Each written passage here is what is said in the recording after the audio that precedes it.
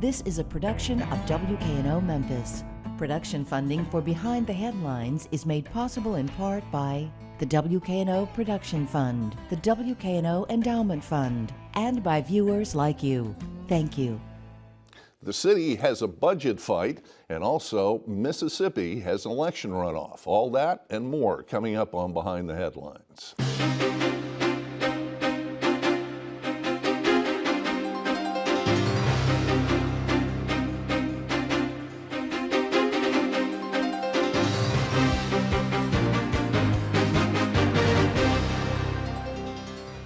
Good evening and welcome to Behind the Headlines. I'm Pierre Kimsey, sitting in for Eric Barnes, who's on assignment.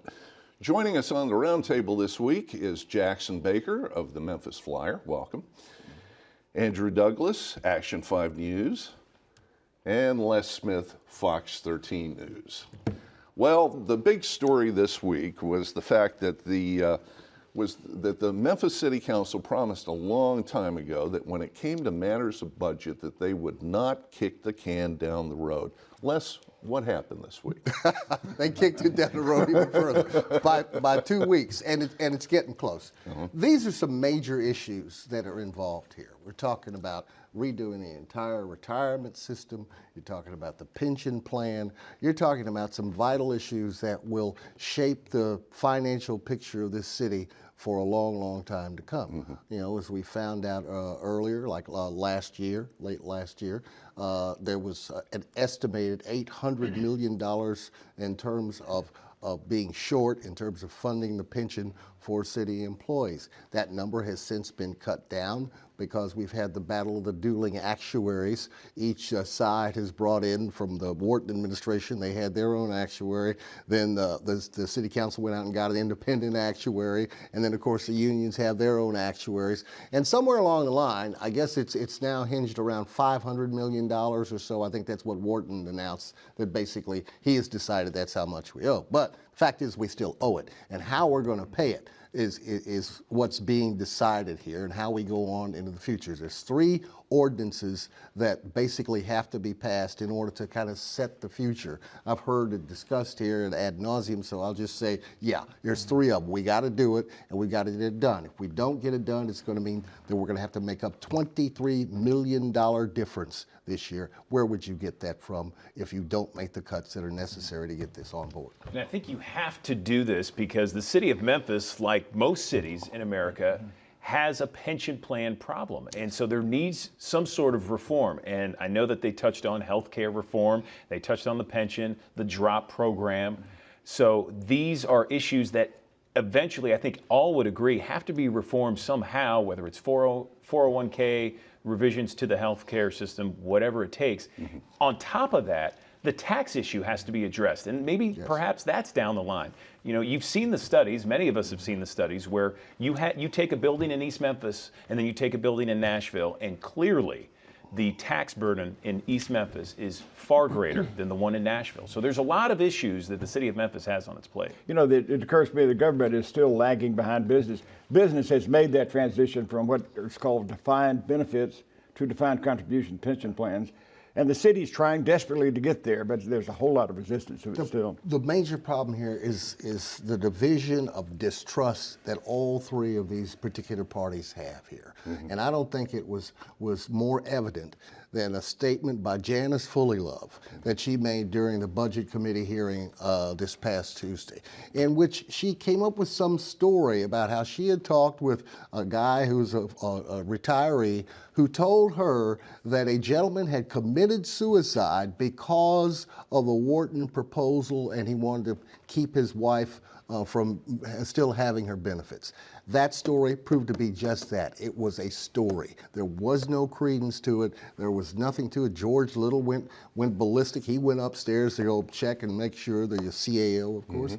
But That's the kind of distractions that we're having in a very vital situation where only the truth it needs to be brought out, and you get distracted by things like that. We're now down. They're going to take this issue back up June the 17th. We've got to have a budget in place by the start of the fiscal year of July the 1st. That is the law. It must be done. So we're probably going to be burning the midnight oil on June the 30th at way into the night. Fund sessions. Isn't that always the case? Hasn't that been the It case? always is the case, but this is so vital. And you know who's not distracted is the state of Tennessee, because last year, as we were talking, that comptroller's office is watching. They came last year during the whole budget process and said, hey, look, City of Memphis, you have to get your books straight, your finances straight, or else we're going to come in and do it for you. Mm-hmm. Well, turning to other stories that happened in the area this week, the eyes of the nation was pretty much on Mississippi this week with the Senate race that was going on, and in that race you had a kind of a microcosm of what's going on in the Republican Party nationally, which is that battle between the establishment Republicans and the Tea Party. Thad Cochran, who was the first major statewide Republican official elected in Mississippi, he's the kind of the prototype of the gentleman Southern Republican who took over from the Democratic establishment and created the new Republican establishment. Well, that establishment is in trouble. The Tea Party is aroused, and in Mississippi it pumped a lot of money into the state to try to defeat Thad Cochran, who is aged. They even did. I don't blame the candidate Chris McDaniel, who is the Tea Party candidate, the state senator. I don't blame him for that. I doubt that he personally had a hand in this. But they actually shot videos of Senator Cochran's wife, who is who has Alzheimer's, is in a nursing home. They actually shot those videos? Yeah. I thought they were planning to, but I thought it was through almost like a keyhole type of thing. It was there were some questions as to the legality of it, because it was in a nursing home or hospice type of facility. Now, that I thought would have scuttled the McDaniel campaign, but it didn't. He ended up with 49.5% of the vote. Thad Cochran, this gentleman who has been reelected easily all these years, 49%. And anytime you have an incumbent in a runoff, he's in trouble. When in his second place heading into the runoff, he's seriously in trouble. Now, that is a signal. The Koch brothers and everybody else associated with the Tea Party pumped so much money into Mississippi. They haven't done that in Tennessee, where Lamar Alexander is facing re-election, has a Tea Party opponent, State Representative Joe Carr. But there's still time for Joe Carr to get some money. If they want to make a declaration that affects Lamar Alexander, watch the money start pouring into Tennessee. He has to be a little bit worried about this. He had Chris Christie here last week to say all kinds of wonderful things about him. And Chris Christie, interestingly enough, in a primary season, usually parties talk to their base. In the Republican Party in Tennessee, the right wing.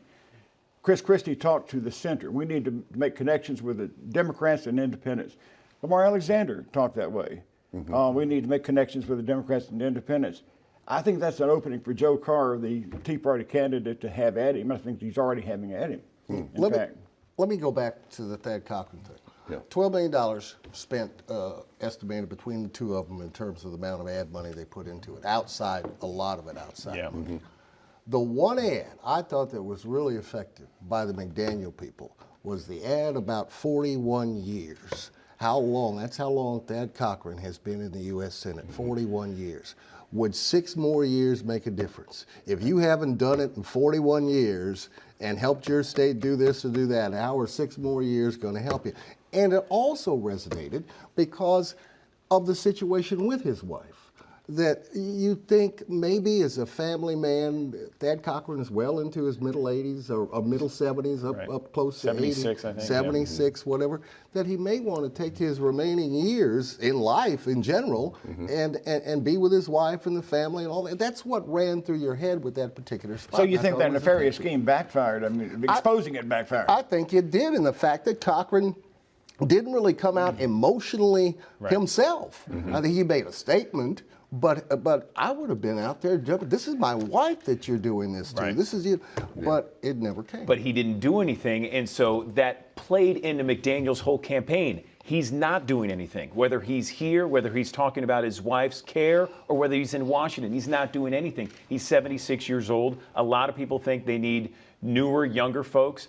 I think it's all about voter turnout. Is the Tea Party going to have that turnout victory at the end of this month when this runoff election is, or is the establishment, the hardcore Cochran supporters going to come out? Perhaps there's a bleed on both sides of this, but turnout will be the key. And again, you know, what used to be the calling card for an incumbent at election time is how much pork you gotten for the state. Yeah. Thad Cochran got a lot of pork to Mississippi. That doesn't matter anymore. That somehow that is by the boards. Right. Well, you've got Haley Barbour, who backed him. How much of a factor was that? I mean, Well, Haley because Barbour's. when he calls in all of his favors from everybody, I think the entire establishment is in trouble. I think all the big names of the establishment, the effect of them has diminished considerably over the years. People want new faces. It isn't just Republicans. In Kentucky, Mitch McConnell, the Republican incumbent, is in trouble with the Democratic challenger. She's ahead in some polls. So I think there's that in addition to the Tea Party element. Well, we talked about the money too that's being funneled in these races by outside groups, and certainly with Tennessee, it involves the judges. The 3 Supreme Court judges, who are all Democrats, are up for election. Well, it's a review. I don't know what they call it. Every 8 years. Retention. Yeah. They have to do it. Okay. There are 3 judges who are under the gun. They are making the rounds here among law schools and other people who are receptive to the efforts being done and by Ron Ramsey, highlighted by him and the Koch brothers, to try to get this changed and have Republicans change the way that Supreme Court judges are named and appointed by the governor. Hopefully Republicans, if you're Ron Ramsey. But all this, you see, it's difficult too, and I've talked to these judges, they are not used to campaigning. They're not campaigners. Yeah. And so they're not used to going out and just saying, hey, you got to vote for me, you got to keep me in here. They're much more demure. And the canon of judicial ethics prohibits them from raising money personally. They can't do that. Yeah. They can't make promises. They can't say, look, elect me, I'll take care of your defense. Their hands are tied. They simply can state their qualifications, or they can complain about the situation, which is what those 3 justices are doing. All judges, the state judges in Memphis and Shelby County are running. There are 81 people running for judge in Shelby County. They have the same issue. They can't say much except, here I am, these are my credentials. And when you think about it, these are the people who sit in judgment on us when we're in court. Now they're begging us, please send me back. Nicely said. And it's in a way, that's appropriate in a democratic society, but it's kind of demeaning. Some of these people you see right now, of the 81 candidates running for judge, including the sitting judges, you won't see them again for another 8 years. That's right. Well, let's move on to somebody who has taken up a lot of space in the papers and a lot of broadcast time, and that's Henry Brooks. And the recent comments that she made at the county commission meeting. Andrew, give us a little bit of a background as to what happened. Sure. So from my understanding, what I saw in the comments that I were watching along with our viewers was the fact that there were these minority contractors who came in. They were majority Hispanic, and they had no African Americans as part of their company. And so they're looking to do some work, and Commissioner Brooks objected to it because there were no African Americans, and said some racial comments that were offensive to some folks out there. But if you look at Henry Brooks, and you see her tenure from 2006 to when she first got on the Shelby County Commission to where she is now in the last few months of her tenure, she's always had a very racially focused agenda. Everything that you see from her is very racially focused. So when she made these comments, it wasn't a surprise to me, for someone who has watched this and anyone who's observed her. Right. It's very much down her alley. At the same time, Democrats are trying to get the vote out for the countywide elections. Right. So that's their biggest concern for the countywide elections, whether it's the mayor, the DA's office, what have you. juvenile court clerk, which Henry Brooks is running for. And so when we cover Henry Brooks, when you cover Joe Brown and some of the instances he's had, it gives them free press, free publicity. Now, it might not be in the context that they want, because they're talking about issues that are very divisive, issues that not everyone agrees upon.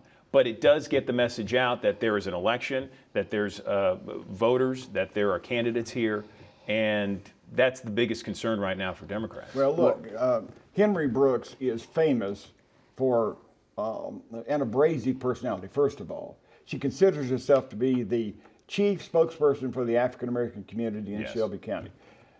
None of the other blacks on the commission necessarily agree with her about that, but that's what she thinks. And she entered this election season with all of that sort of in the background because she had been the person who forced the Department of Justice to investigate juvenile court, to find serious difficulties, mandate reforms. If Henry Brooks had just made nice for the rest of the election year, she had a decent chance of being elected. But you don't get elected in Shelby County by saying Hispanics, shut your mouth, which is basically what she said to Pablo Ferreira, who the gentleman you're talking about. Yeah. And basically, she actually said something like that, don't let any of those words come out of your mouth again. Then she turns to one of her white colleagues who is muttering down the table and says, you with the sheet on. Right. And then finally, she turns, this didn't get reported as much, it was just as offensive, really. She turned to Mike Ritz, who's a distinguished member of the commission, who had asked for the order of the day, trying to end the meeting, and she says, ain't nobody cares what the blank, left a long blank, you were asking for. It was a real exhibition. I'm thinking, all right, she decides she doesn't want to be elected. But that created a problem, as you're indicating, Andrew, for the rest of the Democratic ticket. And especially for Deidre Malone, who is running for Shelby County Mayor on the Democratic side. Do you gravitate to Joe Brown? Do you gravitate to Henry Brooks? But yet these are the two people who they're especially Brown, they're counting on him to bring out the Democratic base, but he's so unsteady, and that do you really want to tie your star to him if you're Deidre? Right. And what are you going to do about Henry? I mean, you're going to have to defend her. Well, at some I've point. been- The three one different- thing I was going to mention Yeah. is that there's been some debate about whether or not the Democrats would take any action, and you overheard James Harvey saying that he was going to do a censure on it. Well, I talked to James Harvey. He said he would support a censure. Now, I got him at stage 2. Stage 1, he had told several of his colleagues he was going to write the censure resolution and present it, and they all agreed because they thought they needed an African American to do that. He's an African American, and that looked fine. Then he backed off a little bit. James Harvey is famous, by the way, for beginning a speech. I am for such and such and such. 15 minutes later, he's talked himself into saying, that's why I'm opposing it. He changes his mind. Well, stage 2 is when I talked to him, he said, I will support this resolution if the majority people want it. Okay, stage 3 was, I don't know if we should do this. So he backed off totally. There were all kinds of people on the commission saying, we've got to put ourselves on record against this kind of talk. We need a sister soldier moment. There are no sister soldier people on the commission. Nobody's done anything. Same thing with the Democratic Party. I've been to 3 meetings of the Shelby County Democratic Executive Committee since this happened. Are they going to take a position on this? The words Henry Brooks have not been mentioned. That instance has not been mentioned. They're still talking about people who are conniving with the Republicans. That's not their major problem. Their major problem is public perception of whether they have racist elements. Well, when the issue was hot, too, just days after all these statements, there was a joint news conference, Latino Memphis and the NAACP. They basically gave her a pass. I mean, they could have ripped into her. They could have asked for her resignation. They did not. And once that died down and nothing happened out of that, I think she's rounded the corner and she's headed for election day. Right, and that's what's so surprising is that there were the opportunities to say this is wrong, we don't agree with what she's saying, and they did not do any of that. And it was surprising to a lot of observers out there that, wait a second, we know what's right, we know what's wrong, we want to be inclusive, this is a different time period these days in 2014, let's try and all work together here, and there was none of that. Yeah. So. Well, another big controversy that occurred was the zoo parking situation. A lot of a lot of upset over that, especially by the executive director of the Memphis Zoo. Andrew, give us some background on So that as well. There's a huge neighborhood around there, or a rather large neighborhood that lives around the Memphis Zoo area, and they're concerned about the overflow parking issue. And when there's overflow, the cars tend to park on a field adjacent to the zoo, and they're concerned that that parking is disturbing the area, the neighborhood. And so they came up with this idea, this plan to have a shuttle service from the Overton Square area where that parking garage is behind Overton Square and shuttle people in to the zoo that way. Now, there is the train of thought that says, well, listen, when people go to Disney World, hey, they take a tram a mile long to get to Disney World, to get to see Mickey Mouse and all that. Why can't we take a little tram here? It's not a big deal. But then there are people who have memberships to the zoo that say, if we do the tram and we don't have overflow parking, then I will not renew my membership to the Memphis Zoo. So there's a lot of passion on both sides of this issue. It's something that affects everybody because we all love the zoo. We all know that it's a gem for this community. And the parking issue is something that I think that most zoo observers and people with the zoo, they want to see it resolved. Whether it gets resolved with this shuttle we'll have to see. Well, there was another aspect of it. Yeah, and it brings up the albatross of that parking garage. That's in Overton Square. That's no one uses it. Yeah, that no one uses it. Also, at the same time, they talked about now, was put off for 2 weeks for discussion, but Councilman Jim Strickland, about 2 weeks ago, introduced an idea that maybe there ought to be parking permits given to those residents down in Overton Square that's now bopping and raucous and back to the great days of what it was before, maybe even better. But unfortunately for the residents, that means, as Andrew said, a lot of parking. It's taken up. People parking in their own, being forced to go down the street rather than use their own driveways. you can feel it down there. I was going to go to a restaurant in one of those residential neighborhoods. It's a very famous restaurant. Sure. We're not going to give them a plug on this right. program. But They'll in any sign you case, up, though, I was reconnoitering, what the parking would be that night. And I noticed at least 2 neighborhood residents glaring at me as if they knew exactly what I was doing. Right. That I was going to get into the parking of the neighborhood when there's that parking garage back there. And so that's the issue, is that a lot of us aren't used to the parking garage. We're used to parking maybe on the street or in a side area. Right. And those residents there want you to get used to this parking garage because they don't want to see the car. And it's just, the parking garage is cheap. It's a few dollars, that's it. But people aren't used to paying for parking at Overton Square, but they're going to have to, I guess. Bike lanes, God bless them. What they did was to put that parking area in front of these places. It created those parking slots.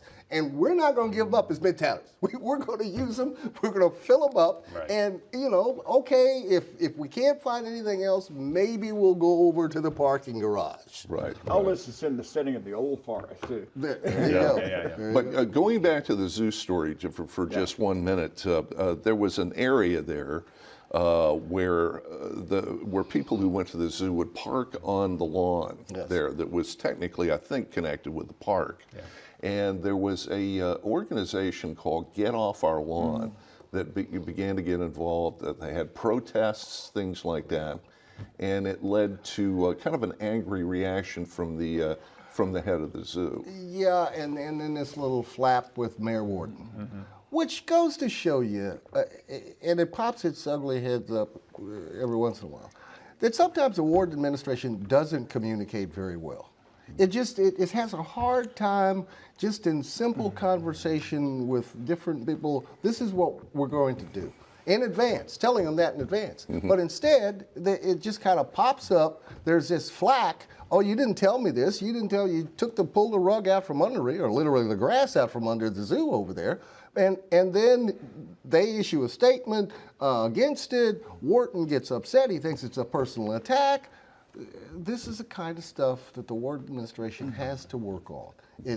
Continue to communicate better. It's their problem that goes beyond the zoo. It goes to the city council. It goes to all of government.